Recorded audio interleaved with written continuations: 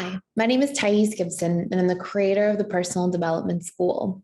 This is your daily breakthrough video, and in this video, I'm going to talk to you about how a fearful avoidant tends to experience a relationship when with an anxious, preoccupied individual, and some of the different dynamics you'll see, and the flow of it, and some of the things that are likely to come up.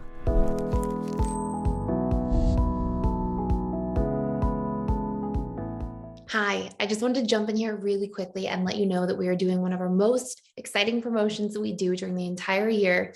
And it is our lifetime promotional sale. So basically the lifetime membership to the Personal Development School gives you access to all of the 55 plus courses we've ever recorded. And I record a new course and create new content every single month, and it will give you access to all future courses. It also gives you access to all of the daily community events we have, group shares, social events, guided meditations, guided morning and evening routines, communication scripts practice for communicating through challenging situations, and the 4 live webinars that I do with our students every single week. So at any point when you have a question, you're able to jump in there, ask me a question, and we have a history of webinars on a whole bunch of different topics.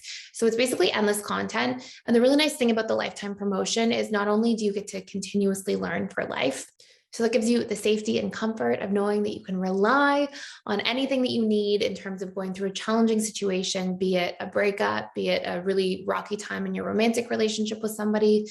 If you're looking to work on boundaries, some sort of change in the workplace, we've got courses for that as well.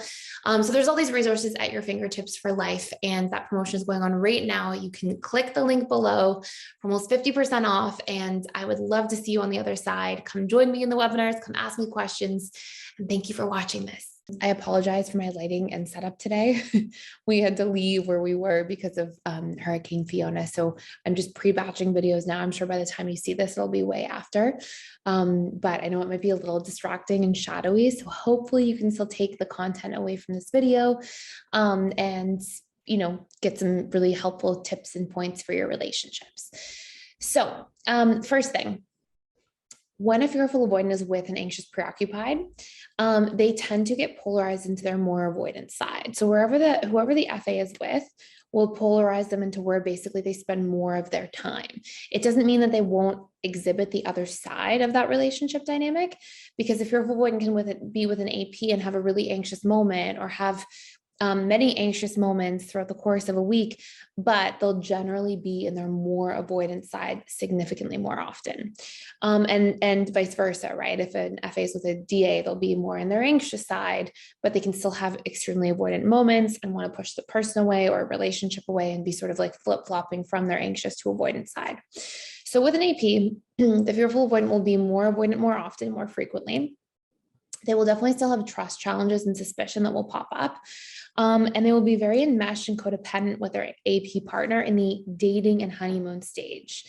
And when an FA and AP meet, it can really be like fireworks, because they can really make each other feel like seen and heard and understood and connected to, and be really present and really be there.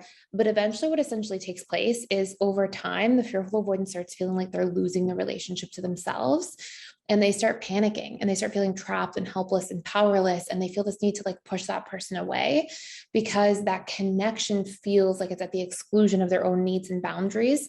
And this literally reflects and represents the fearful avoidance inability to set healthy boundaries and communicate about healthy boundaries, as well as that of the AP partner.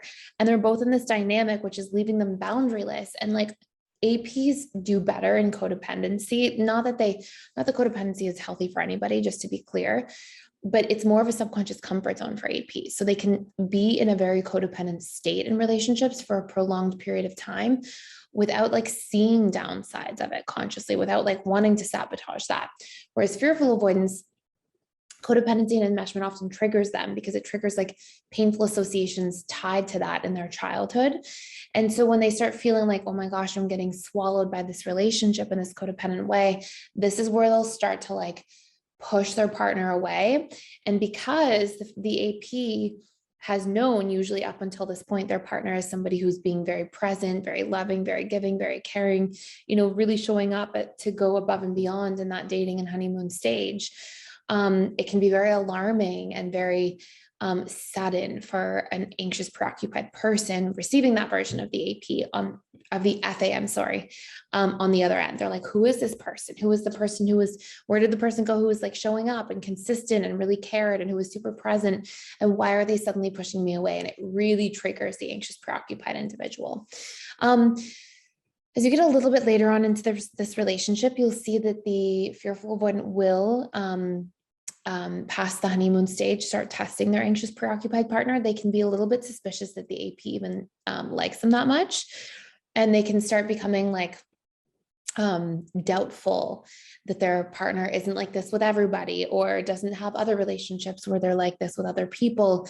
And they can even, as they start to develop feelings for their anxious, preoccupied partner, also be motivated to push the AP person away because of fear of their own feelings for that person and how vulnerable that makes them. And remember, fearful avoidants are often ones to push away anything that makes them feel too vulnerable, because they associate that vulnerability with weakness, with hurt, with long-term pain and suffering.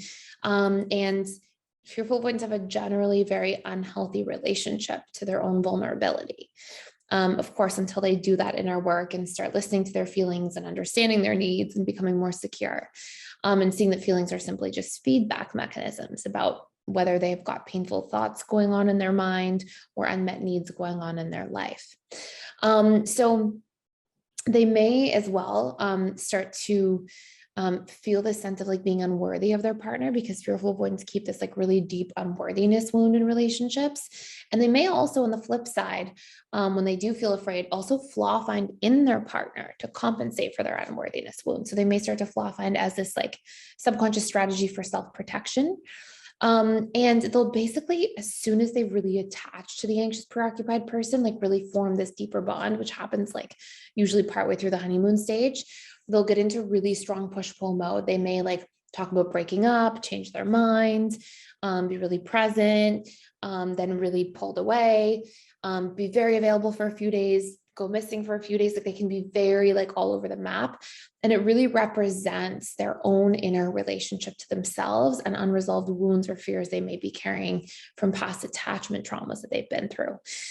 So over time, they may become more volatile in this relationship and then feel a sense of like guilt or shame for their actions and feel badly that they did say mean things or did push the person away or were so inconsistent. And yet when the anxious, preoccupied tries to like cling through it all and like hold on to the AP or to the FA partner, the fearful avoidant may also feel just like, oh my gosh, you're not giving me space. I need time. And they can this is really something that will make the fearful avoidant shut down and start to feel like, okay, I am losing feelings for my AP partner, or, they are never giving me space to be myself. They're never giving me the ability to like be independent. They're always trying to, hold on tighter. And this will all be quite triggering for the fearful avoidant as a whole.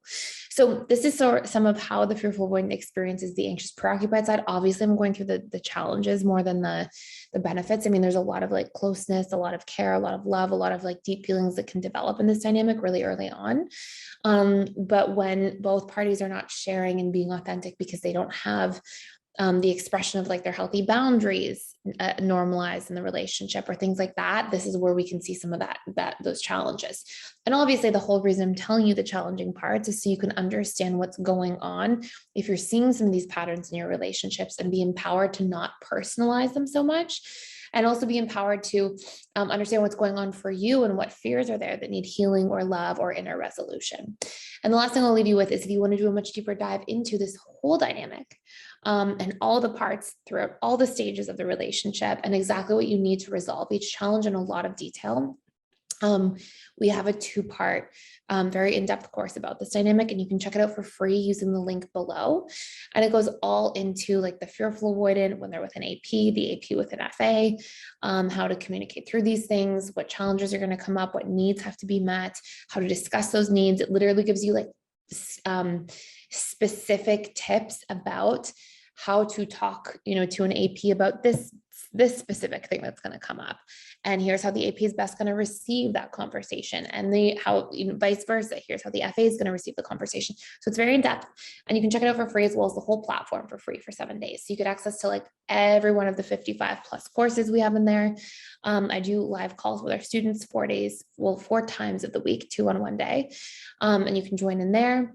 And you were able to join our daily community events. We've got trained facilitators and coaches who lead morning routines, evening routines for reprogramming, reconditioning, for just healing, for deep conversation, for practicing communication, and really bonding with other like-minded people in there is a big part of that too. We're also working on growth and really value relationships and emotional connection. So come check it out. I would love to see you there. You can use the link below, and thank you so much for watching today and for being here. Please like, share, and subscribe if you haven't already. And I will see you in the next video.